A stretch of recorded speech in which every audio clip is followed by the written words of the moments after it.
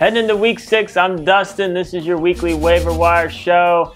As always, subscribe to our channel. Leave us some comments. Leave comments that will be picked for later in the week. We do pick comments right out of here for Josh's flex show later in the week. Make sure to mention if it's PPR or standard.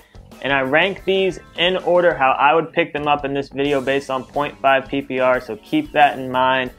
And we always start with a pickup of the week, which is brought to you by FanDuel. If you haven't gotten into our game, click on the link in the description, get in there.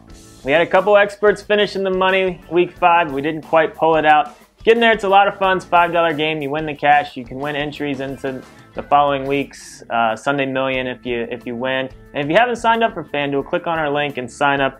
Helps us out. We start with the pickup of the week. Now this is the guy that I think just kind of getting the most attention, probably going to get added in the most amount of leagues percentage-wise. So they got to be kind of low owned to be the pickup of the week. And this week it's Robbie Anderson, only owned in 35% of leagues. I mean, he was drafted in basically 100%, but a lot of people gave up on him. I gave up on him in a league, and it was hard not to. I mean, it was such a slow start. Rookie quarterback wasn't really looking his way. I mean, Robbie Anderson was fumbling a lot, which was not necessarily what you want out of your wide receiver. But when you think about it, it makes sense that Darnold was going more towards a noon lot first, more possession type receiver, young quarterback looking for those shorter routes. But as the timing gets down and he gets more comfortable with Robbie, I think he could go back to being what he was last year. So I think he does deserve to get picked back up in most leagues. So he's, like I said, only owned in 35% of leagues, so he's out there in a ton. Running backs, let's start with Eckler. I don't know what this guy needs to do to get owned in more leagues. I know, based on his touches, he's hard to get too excited about, but at the very least, he's a high upside handcuff to Gordon, and Gordon gets a ton of work. If Eckler gets a chance to start, I don't know if he'd get as many touches as Gordon, but even if you give him 5 more carries or 5 more touches, I think he has huge upside each week. Alfred Morris, I want to talk about. Breida got injured again. This one looks like could be a multi-week injury. Morris could have some decent short-term value. Then Ronald Jones I want to talk about. Barber just has not been good. Jones hasn't been much better when given the chance. He's finally being active for games, which is good. But you got to think moving forward, they're going to want to see what Jones can do. He should get more touches. I think he should be picked up in more leagues. One more guy I want to talk about, Mike Davis out there in Seattle. If you've been watching the shows, you know I'm a big Penny believer, but it's not looking like it's going to happen anytime soon. Carson's looked good, and Davis has looked good when given the chance, and at this point, it looks like Davis would be the guy to own if Carson goes down. It's rough. It did look like Penny was in a good spot to take over that role, a month or so before the season, before he got hurt, but it's not looking like that right now. So Mike Davis, I think he needs to get owned in more leagues. Wide receiver, we start with Keke. And if Robbie and Keke are both available in your league, that's tough. It's a tough one to figure out on who to pick up.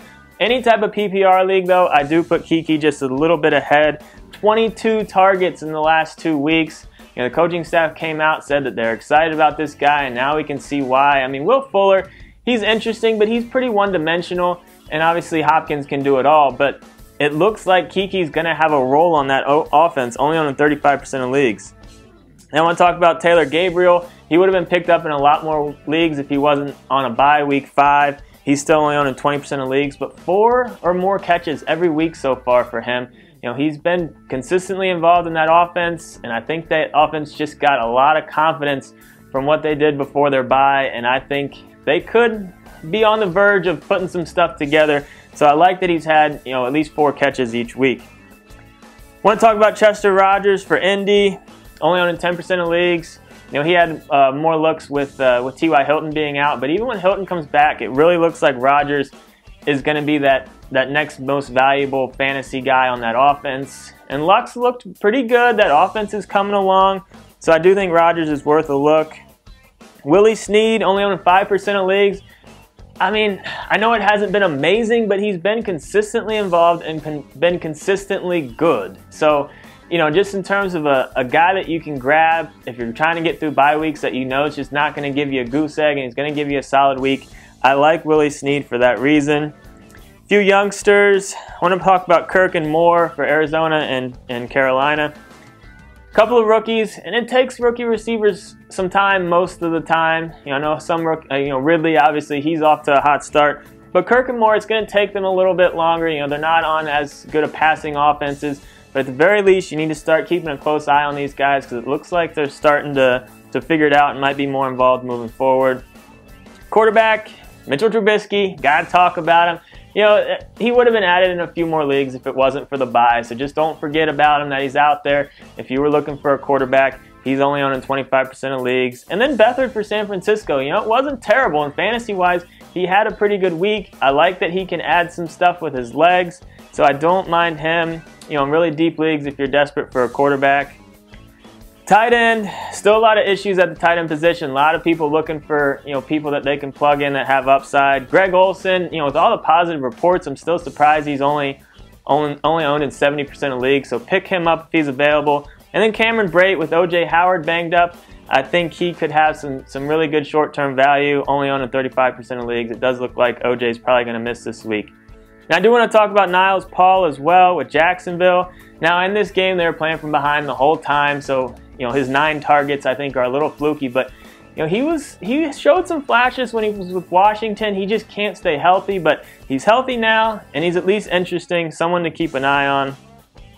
It's not a good week if you like to stream defenses. There's not a ton of solid options out there, but Green Bay I don't mind at home against San Francisco. They're owning 55% of leagues, and then I don't mind Miami at home against Chicago. Obviously I love Mitchell Trubisky in that offense, but he's still good for 1 or 2 mistakes a game, so I don't mind Miami. They've been pretty solid this week on this season on the defensive end.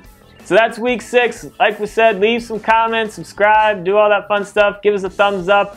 Good luck on the wire this week, and again, leave some comments.